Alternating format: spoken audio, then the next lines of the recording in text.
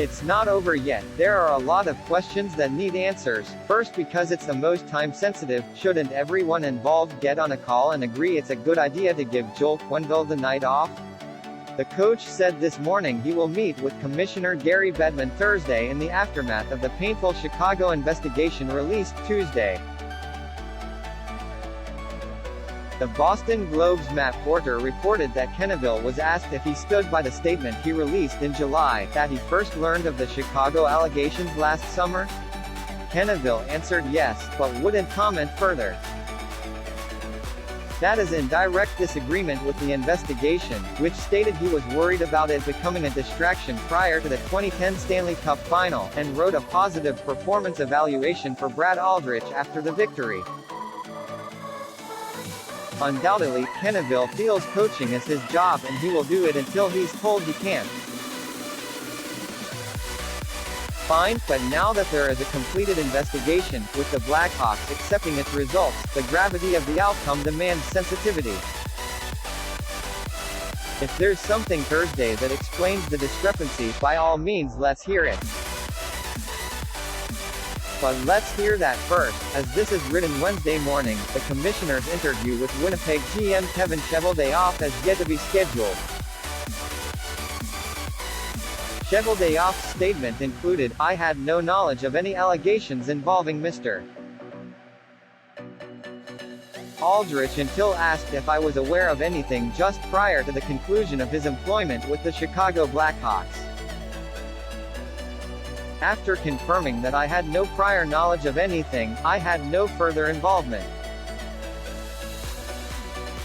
It's obvious a lawyer wrote it because, by a purely legal definition, it's accurate.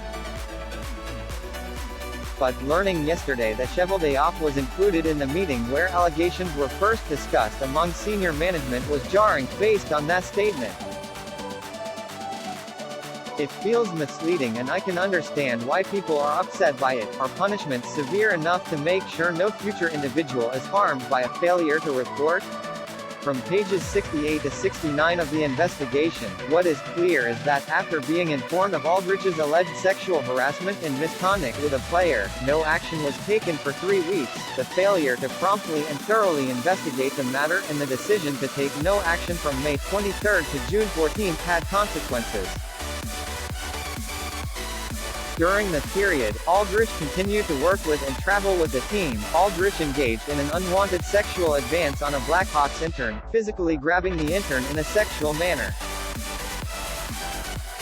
Those 107 pages are a hard, painful read. Some information was expected, other bits were not.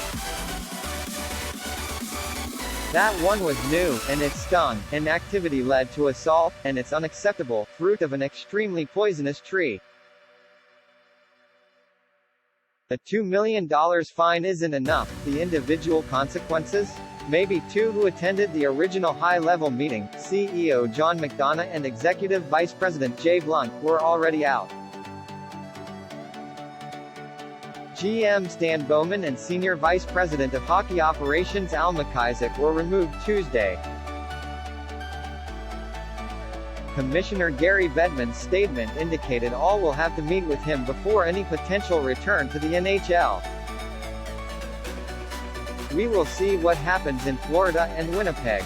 While the report disputes that all of the players knew during the chase for the 2010 Stanley Cup, there is an accusation John Doe was disgracefully taunted by at least one then Blackhawk in the aftermath. "We haven't heard the last of this. Someone compared this to an iceberg, that most of it is underwater and we don't see everything yet. Will any names come off the Stanley Cup? Will the Blackhawks try to recollect any of McDonough's severance? How do the team's fans react? On ice, it's been ugly. Now, there's off-ice pain. Next home game is Wednesday night versus Toronto.